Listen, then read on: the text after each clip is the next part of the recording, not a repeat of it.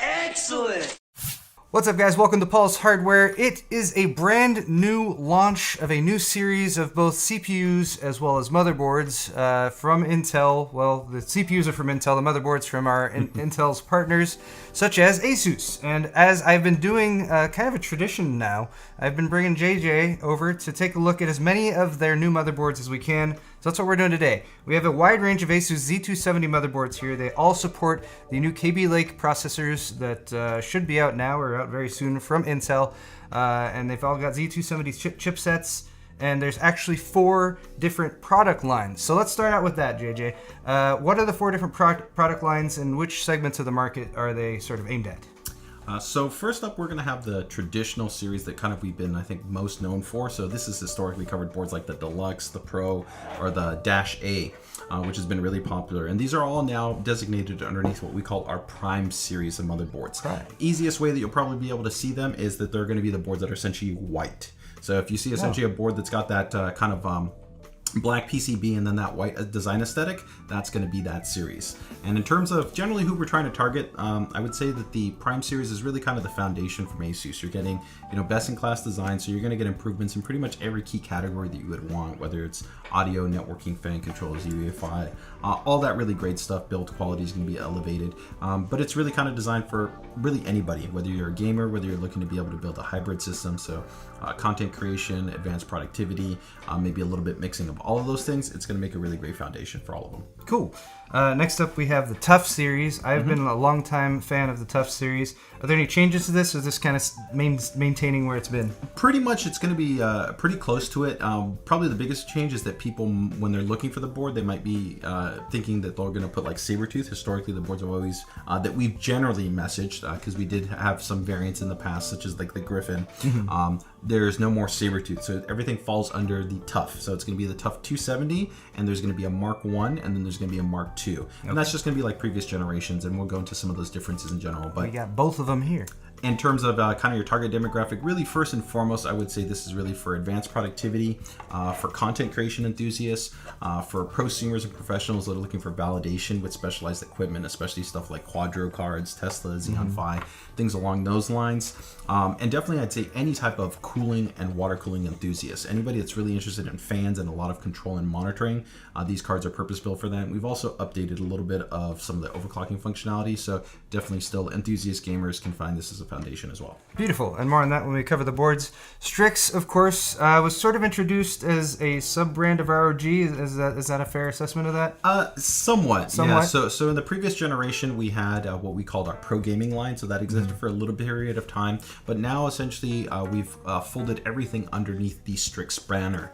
So Strix, along with ROG, pretty much make up the dedicated gamer segment series of motherboards that we produce. Now, like we said, the Prime and the Tough can definitely be gaming-oriented boards, but when you talk about Strix or ROG, they're purpose-built. So everything from the features, the functionality, and the software stack that all goes in there is going to be designed for gamers first and foremost.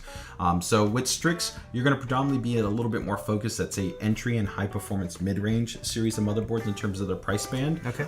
And it's going to be kind of like a trickle-down effect, where a lot of the cutting-edge features and functions that we saw on the highest-end ROG boards start to kind of get incorporated into those Strix series. So if you're building a system for gaming first, Strix is probably where you're going to want to go. Although it's not to say that any of these other boards can't do gaming.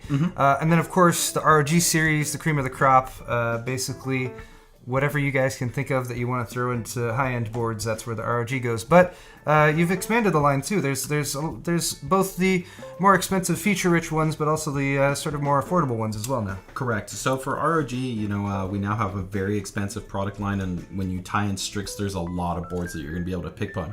But from specifically the launch boards, you're going to have the Hero, you're going to have the Code, and you're going to have the Formula. Code is new. Yes, Code is brand new. And so these are going to definitely sit at the higher end of the spectrum. So for users that I think really want to focus first and foremost on aesthetics, extremely specialized features and functions, advanced audio design, really robust overclocking, and really looking for attention to detail, I think I'm at all aspects of the board for an enthusiast-oriented build, of course, you're going to want to gravitate towards ROG. Okay, and we have the Hero and the Formula today, so I'm going to put links down in the description to shortcuts if you want to jump straight to the overviews of any of these boards. We're going to be doing a little bit more detail on each one. But before we do that, what would you say are kind of the non-negotiables that you have that sort of cover all the boards from sort of a certain point up? The features that you were like, every board has to have this, and so every board does. Yeah, so historically, the way we've always tried to frame this is usually kind of from our perspective, what we call non-negotiables of design, right? And so these are really kind of the foundation of making sure that if you go about building a system, you're going to get this kind of guaranteed level of experience. So I think the first one is aesthetics. Aesthetics has increasingly become really important when you go about building a system. Even when we talk about quote-unquote budget builds, like if you're building like a $750 system, doesn't mean it has to look bad. It's still got to match. The colors can match. You still want it to look good. You still want to be able to have, I think, a consistent ID and a specialized look and feel. So I think regardless of any of these boards you look at, you're going to see that they've got a really strong and specialized design aesthetic. And we've tried to also make sure that they complement, I think, the targeted kind of themes that we see in terms of color builds that are popular in the community. So of course with the Prime, you get that white. So there's a lot of different types of white chassis that are on the market. And of course, white components like our dual series of graphics cards and a number of other types of peripherals and products that are out there. And I also like white purposely for a contrast perspective too. So I like sometimes throwing it in black or silver builds just to be able to add contrast. It doesn't always have to be white on white. So I think that's interesting. So I also like just that there's no real strong like color theme with any of these. I mean, maybe a little bit more some of the military theme with the tough boards, but even that's very subtle. So if you wanted to have like, oh, I want a purple build or a yellow build or something like that, any of these should pretty much match up with that, of course, with the right touches. But that's kind of the beauty of making your own system, making it work for you. And you make a perfect point there, and that's probably the ending point, I think, on the aesthetics is that we consciously made an effort, especially with the gaming series of boards, where we know that there's going to be probably more of a focus when it comes to RGB lighting and having a lot of secondary colors, whether it's on the components or accessories, whether it's the chassis or cables or fans or whatever it might be, to make sure that those boards are essentially monochromatic, right? Okay. So that you're looking at kind of silver, gray, and black tones, so that's always going to complement any color scheme that you want to go with. So any other non-negotiables that across the board? Oh yeah, for sure. So that's actually the next one is I would say that a big focus for this generation is going to be RGB lighting. Okay. So right now, just a little bit before the launch of this Z270 chipset, we had just finalized what we called our Aura Sync initiative. So this was essentially the ability to have all ASUS components be synchronized in terms of how you can control the RGB lighting experience. So that went from the motherboard to the graphics card, to LED strips, to compatible chassis, to our Claymore keyboard, to our Spatha mouse, and now even DRAM modules. So across the board, it's really the first time that you can have a consistent lighting experience that can be uniquely controlled. And so for this generation, of course, all the boards have been phased in to be able to offer this type of synchronization, which I think is fantastic. And we've upped the ante by pretty much the majority of them you're going to see are going to have 2 RGB headers that are built on. Nice. And we've also strategically placed them. So generally when you find that there's going to be the 2 headers, one is going to be placed at the top of the board and then another one at the bottom of the board. So that works out really well when you have to kind of run the LED strip maybe on the top end. Maybe you want to have it kind of hidden in the internal cavity for the top of the chassis, or maybe you're running out to an LED strip that's built into the chassis or something along those lines. So I think that's really awesome. And a question that you had asked as well is that we have also incorporated even more granularity and control. So you're going to be able to have the ability to customize things like sequencing, where you want the LED chain to start off. And then you can also go ahead and have independent control for each one of the connected devices under the Aura software. So whether you're talking about other devices that are connected, individual zones on the board itself, as well as the individual RGB leads that come off of there. Wonderful for everyone except for the few people who are just totally sick of the RGB trend. But you know what? You can just turn the lights off too. I mean, that's always an option. Yeah, and you don't know, and I think, one touch little point there too is that you don't always have to focus on making it flashy. Like a lot of times what I tend to do is I end up having just a synchronized kind of more of ambient light. Yeah. And I think that when you execute it like that, even when you have all the devices, it can look really clean and just, it adds a little bit of pop to the system, but it's not necessarily like you're trying to have everything just be lit up like a Christmas tree. Yeah, so tons of flexibility there. Sorry for the train rolling by, but we're going to press on. Other non-negotiables? So the next one I think would be the audio design. So we've really been kind of an industry leader at trying to incorporate specialized audio design, and we've pretty much seen now that every competitor out in the marketplace has adopted what we originally innovated and implemented on our G series motherboards, which was the isolated audio design, right? And that's pretty much par for the course. All these boards, of course, all have an isolated audio design. They have an operational amplifier built on board. They have a D-pop filter. They've got a lot of really great stuff. But what's really special is that we co-work with Realtek. So this is the first time in quite a number of years that we have a new Realtek codec that's being implemented. So this is the S1220. And this is a really special audio codec, and you're going to pretty much find this on every board with the exception of the Mark II that we have here. So all of these now feature this very, very high-end audio codec, and one of the really special aspects about is that it has significantly improved dynamic range, which is really important in terms of capturing your lows and then your maximum highs, and then also the signal noise ratio on both input and output has been significantly improved. And the reason why that's really important is that if you're doing anything like streaming, you're doing anything recording, and you're using both your line in and your line out, if you don't want to necessarily make the investment in like a prosumer like DAC or something like that to be able to get a high quality level, you can now feel really comfortable that the line level input quality is very good on the board. Nice. And of course, for some of our higher end boards, like the ROG series, they take it even to the next level, where we've evolved the work that we laid the foundation with on working with Sabre, and we've incorporated even a more advanced ESS 9023 Sabre DAC on there. So we'll talk a little bit more about some of that cool stuff, but I think audio for this generation is really awesome. So music, movies, games, videos, whatever you're going to be doing, you can get a really great audio experience. Wonderful. All right.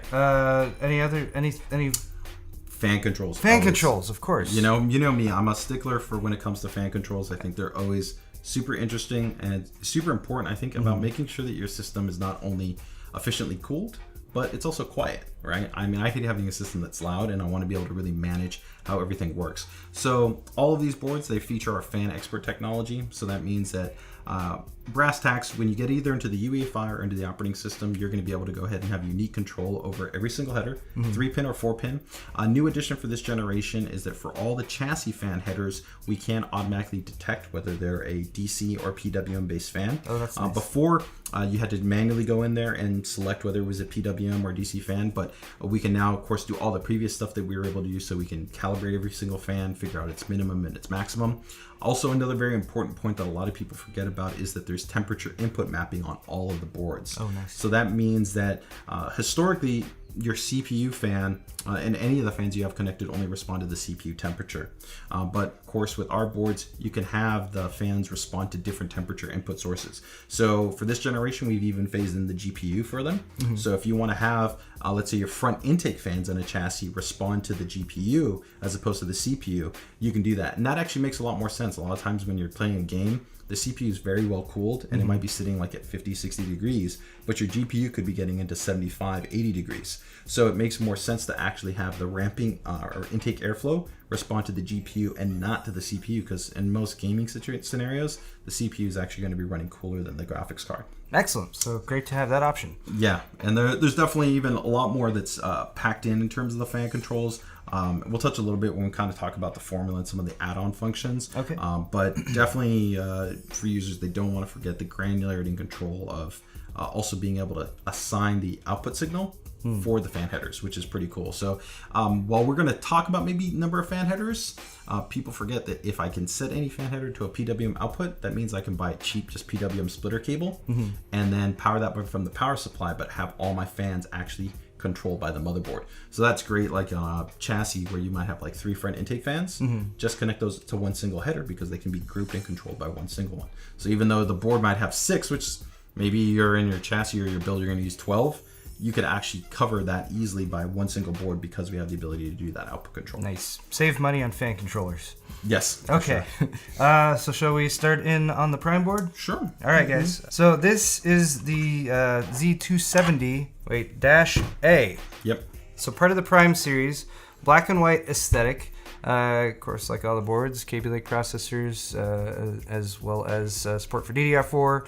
And this board has a lot going on. I mean, considering that it is what you would kind of consider your mainstream offering. Yeah, so what we consider entry level. It's our performance entry level board. So it's usually going to be sitting around that about $150 price point. But you're not really missing anything. You got our full digital power delivery control and design, so that of course you're going to get a great management experience for being able to, of course, overclock it or tune for efficiency. You've got USB 3.0. You got USB 3.1. Speaking of that, also of course we have our new specialized USB 3.1 internal header, which is great because for the latest generation of chassis that are coming to the market from companies like Inwin, Lianli, there's a header that's going to allow you to go ahead and have flexibility that you can just run that straight into it and be able to maximize the throughput. Updates from some of the previous generations are also going to be that we've incorporated the safe slot design there too. So while really most users don't necessarily need to worry about that legitimately in terms of having their PCI slot break or anything, if you do move your system from place to place, or you just want to actually have confidence in there, it's nice in terms of an addition to have on the board. It's also important to note that every board that we're going to talk about fully supports Intel Optane, which is going to be a requirement if you want to run Intel Optane in conjunction with your hard drive, whether it's a mechanical hard drive or an SSD. It has to be a Z270 chipset. It has to be using a Kaby Lake series CPU. Okay. So, and we are, of course, a validated partner with Intel in that respect. If you're looking for other cutting-edge I/O tech too, just like in previous generations, all the boards, including this one, they can support Thunderbolt via just our Thunderbolt 3 add-in card. So you don't have to pay the immediate cost of having that built on board. One other nice thing too, also I'll say on this board is that it, like all our other boards, is that we talked about that all these boards have a high number of fan headers, but some unique things in addition is you got the fan extension card, which is a great little add-on. It's $20. Gives you 3 more additional headers, or 4 if you use it like a splitter. So you can even have more connected fans. You've got a dedicated all-in-one water pump header, which is nice, especially for all these using those type of things. And you've got a high amperage header. Cool.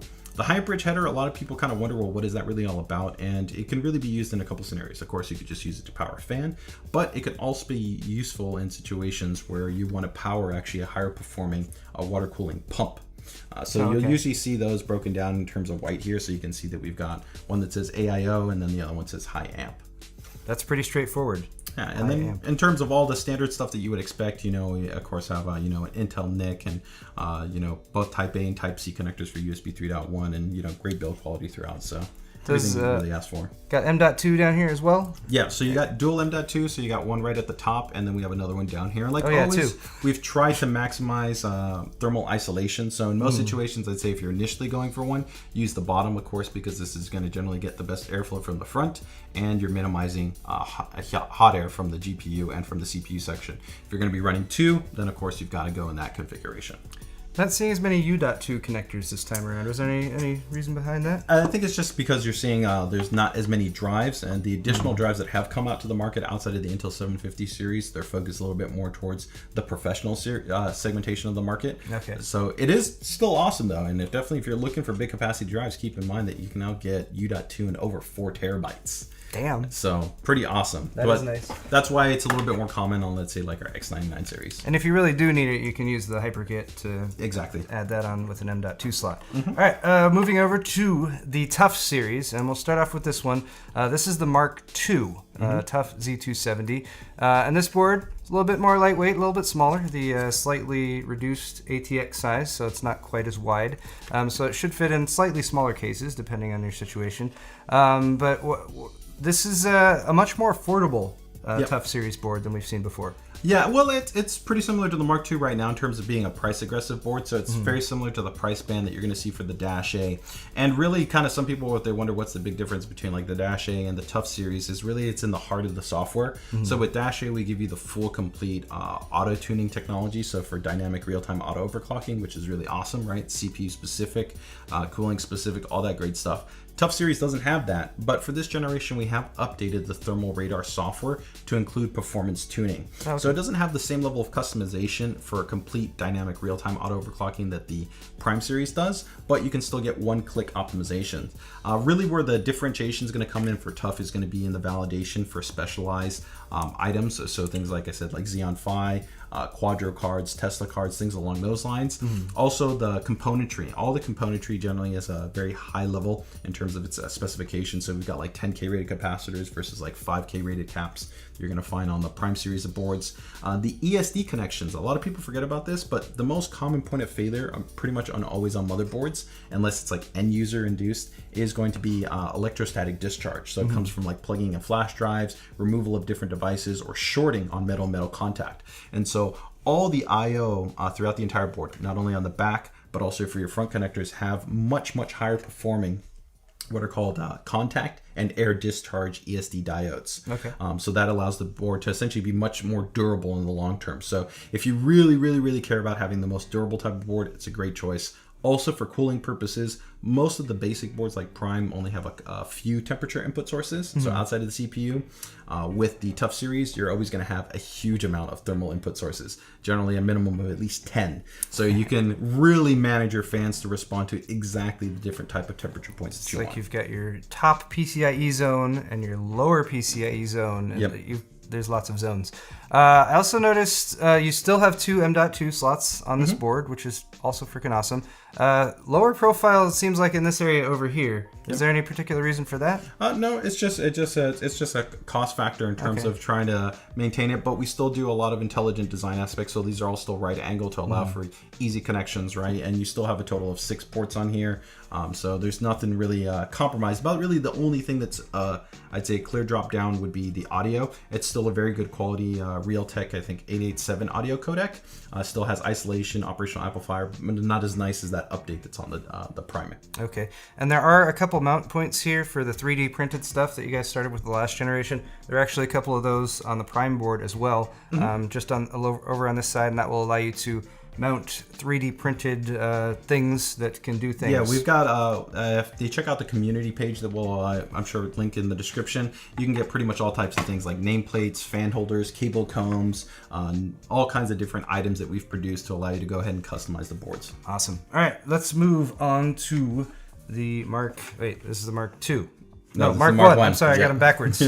I kept doing that before as well. All right, so this is kind of the full fat version of the board. Not only do you have the full thermal armor covering the entire thing, which I've always really enjoyed just because it gives a really cool look to the board. And this one in particular, I was mentioning to JJ earlier, just a lot of little design element details kind of scattered through here. Just some texture stuff going on in here. I mean, it's a little bit of like a digi-camo look with some sunken different texture. I don't know. It's a weird aesthetic, like attention to detail that you normally wouldn't expect to see on something like a motherboard, but I feel like it works really well. Yeah, it was actually inspired by modern advanced warfare kind of concepts. Okay. So like in the latest generation, you know, like Call of Duty, where you had like machinery built into the soldier, right? It's the same type of concept. So that's kind of what our ID team kind of went for. It's just kind of infusing this kind of digital camo, but that has also a little bit of kind of like an armature perspective to it. Awesome.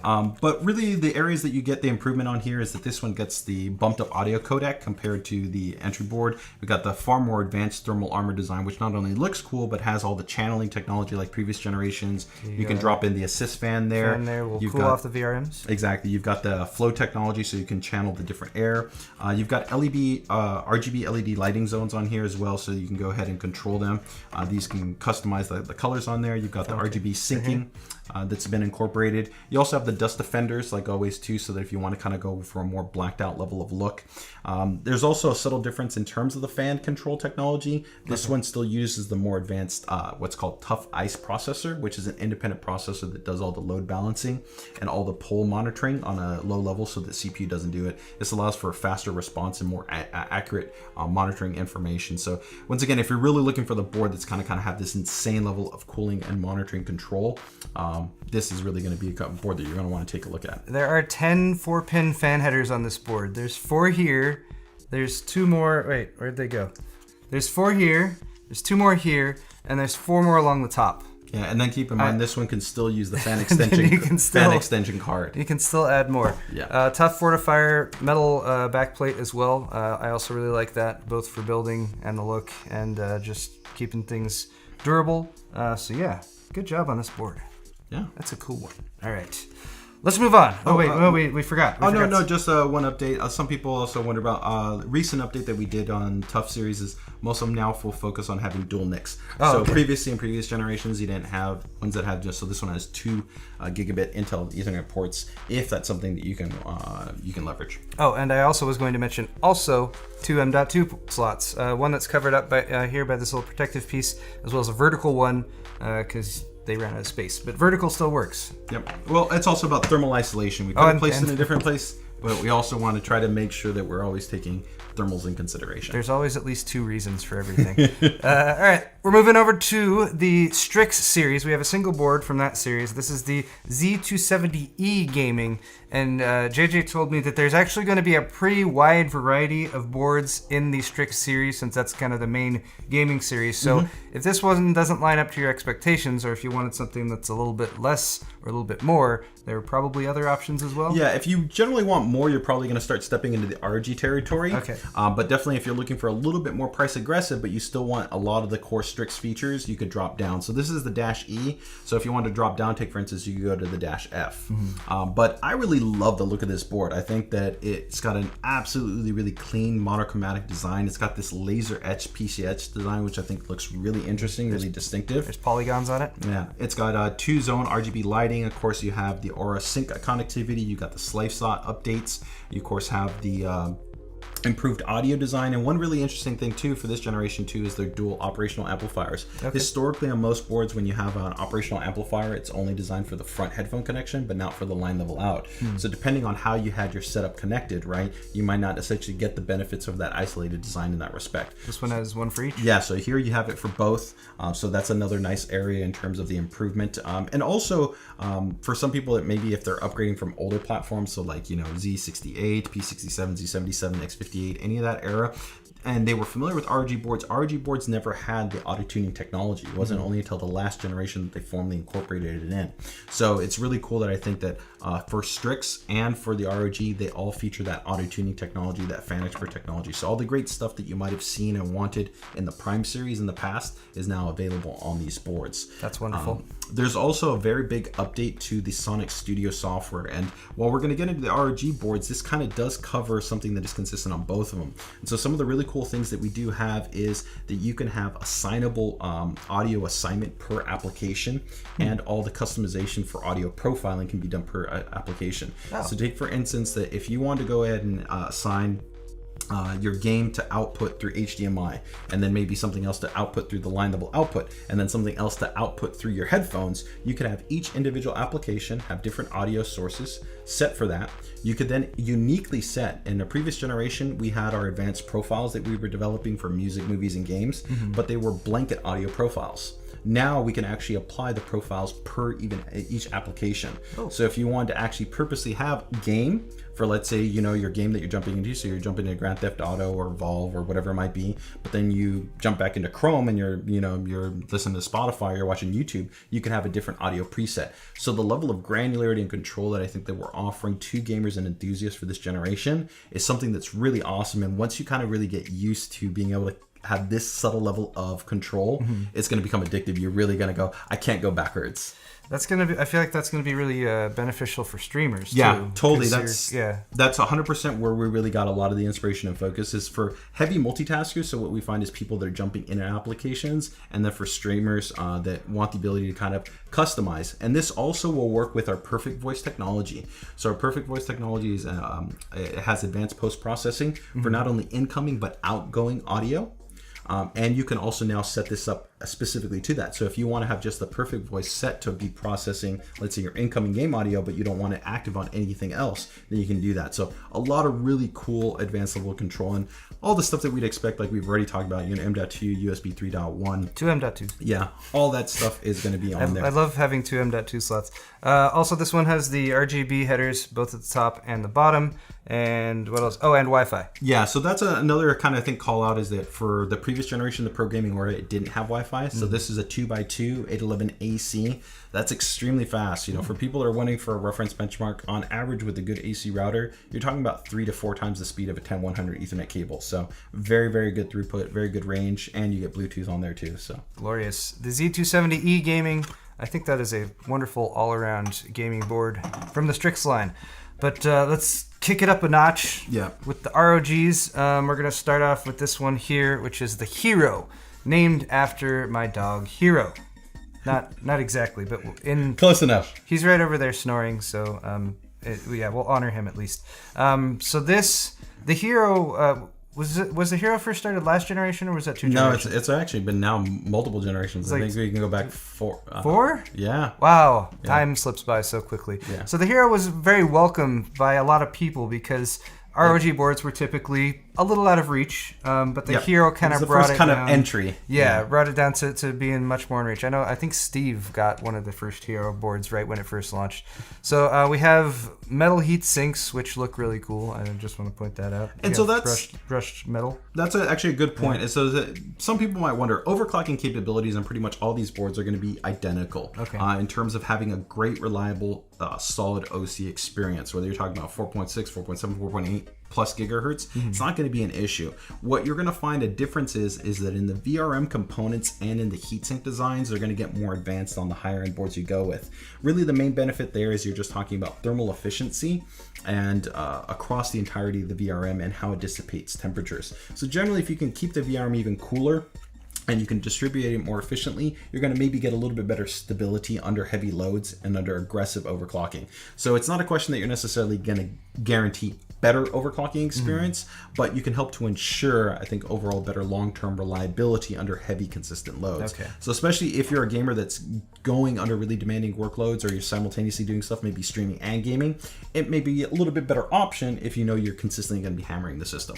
But other areas that, of course, going to be different, of course, is the ID design. It's got a far more specialized ID design, and the audio is going to be even further kicked up in comparison to what we had on the Strix. Supreme FX. You get all the great stuff that we already talked about on the Strix and all the previous generations. So, pre-input power regulator, we've got the depop filter, the audio grade capacitors, the isolation, that S audio codec, right?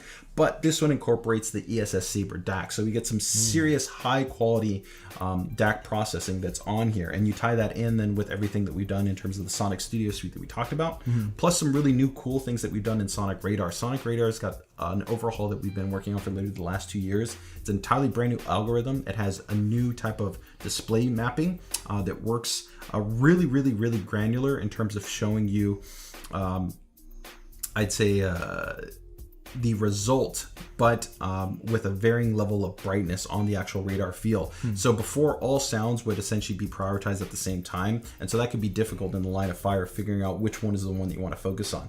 But now there's a lot more granular control on how it's displayed, and for users that don't necessarily want to focus on a specific audio type that we haven't processed in, you can now select specific frequencies that you want to dial into. So if you want to have like more so if you really subtly pick up things like bass tones or treble tones in certain types of maps or game engines, you can have it display those. So a lot of really cool customization that you have on there. But one other really cool thing that you're going to have on the RG series boards is also a commitment to people that want to have high performance real water cooling configurations. And so what we have down here on the board is going to be water temperature sensor connections, so for input and output. So usually, depending on how you set up your radiator and everything along those lines, if you really want to be critical and monitor everything, you can go ahead and make connections for your fittings that have those sensors, and you can monitor that information. And if you also want to monitor a flow rate, you can also go ahead and connect that there as well. So when you talk about the level of fan control flexibility, the ability to run and control your PWM pumps, and you add to that, I mean, the water cooling level control and connectivity is just absolutely awesome. Wonderful. And I also want to point out dual M.2 once again. This one also has, of course, that USB 3.1 header, debug LED, and surface mounted. Nice solid start button there just to kick things off. And on the headers too, some people might always wonder, we're still also actively supporting the OC panel and the ROG front base as accessories. Nice. So for users that want to be able to have that really high quality audio connection all the way from the board all the way to the front of the chassis, those accessories are fully supported. And this one again has the RGB outs at the top and the bottom for RGB LED strips.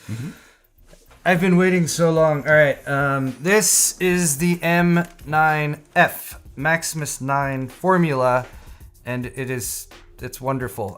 I did some footage of it earlier. Hopefully that's playing right now, and it looks wonderful. So you have But so it's not called ROG or the thermal armor when it's on. It's ROG armor. It's ROG when it's on armor, here. yeah. But it's essentially performing the same task. It's a little bit different. On the Tough series, it's actually functional, I would say, because it actually has channeling and venting. Really, on the ROG board, it's really first and foremost an aesthetic focus. Okay. Yeah, because you don't have the same type of assist fans or shunting or flow rate that control that you can have on it. Okay. Well, I stand corrected. This does have, of course, water cooling support in the VRM. So VRM water cooling updated for this generation. Updated, new redesign from EK for this. We actually developed an entirely new thin micro channel design. Oh, cool! So we even get better performance than the previous generation. It's copper. It's absolutely awesome. Of course, it's fully hybrid though. So if you want to run it entirely passive, just like this, you're still going to get a great experience. But if you want to drop in water, you're good to go. Still do that. They ditched the G1 quarter fittings. No, I'm just kidding. They're still G1 quarter. But other than that, I mean, like everything, I feel like you could want just about. What are you guys going to do with the Extreme? I don't know. We're just going to have to wait and see. We'll have to wait and see what the Extreme does. All right, so SLI support, I mean, a lot of these are pretty much everything is all optimized for two-way because you're not going to do anything more than that on this platform. But different RGB zones, I'm guessing. Yeah, multiple RGB zones. So you got it for the PCIe, you got down here for the PCH, you also have it here. And then even actually for this generation, we've gone back and customized this. Which in the past, it's been a little small point, but people are kind of like, I just want that much more. That's okay. Yeah, that was actually one thing that I pointed out with the last version, so nice to update that as well. The I/O back here has a fixed I/O shield. Yeah, so this was actually brought over from the absolute highest end board that we've pretty much ever made. It was our Rampage 5 Extreme Anniversary Edition board. So it was this fully integrated I/O shield. So for anybody that's ever forgotten to put in an I/O shield, they will absolutely love this. So it makes things even easier. And there's actually also additional durability benefits because of the direct proximity that we can make with all the actual contact headers for all the I/O ports. It significantly improves the air discharge and direct contact discharge. Nice. So in that same thing that we talked about, like on tough boards where we get superior protection, ROG boards already get upgraded ESD and surge diodes, but that's also put in place. So this board really is absolutely just packed to the gills. One other little thing that we didn't really touch on because it's hard to see is the software package. It's been updated across the board, so there's new versions of RAM cache and RAM disk software. Cool. They've also been updated to fully support NVMe-based solutions. So you can get some really nice, healthy performance gains from trying that stuff out. And that's one of those things that definitely you want to spend a little bit more time to find out about. If you are interested in ROG, don't sell the software short because some of the software that gets included really takes things to that next level, whether we're talking about from a gaming perspective in packet priority software, audio customization, or some of those other pieces in terms of performance-oriented software. Fabulous. And of course, still has the ROG armor, ROG backplate. The ROG backplate on the back that is all metal as well, and it's just heavy. I don't know. I like when a board is heavy. It's a premium board. This is seriously, if you're looking for a really high-end build where you want to be able to control, I think, the aesthetic, it looks fantastic. And I think when you incorporate also the customized 3D pieces, if you look to get some of those produced, we have some really, really nice ones. Like we have specialized ROG eye cable holders to allow you to kind of right angle out your cables that really complement the look and feel of the board. So some really, really cool stuff that we've got there. And if I didn't mention it, dual M.2 again. One is protected by the panel back down here, and one is vertical at the bottom. Yep. There's dual M.2 everywhere. It makes me so happy. But that's all the motherboards that we have to talk about today, guys. I'm kind of sad that we're at the end, but it's been wonderful. JJ, thank you so much for coming by today. As always, it's been awesome to be here. And thanks to all you guys for watching. Of course, leave comments in the comment section down below. Let us know what you think. Let us know which of these boards is your favorite, because I know I can't decide, but I'm sure I'll think about it a lot more. Maybe I'll come up with something. Leave me a thumbs up if you want to, and subscribe to the channel for more content coming at you very soon. Thanks for watching, and we'll see you guys next time.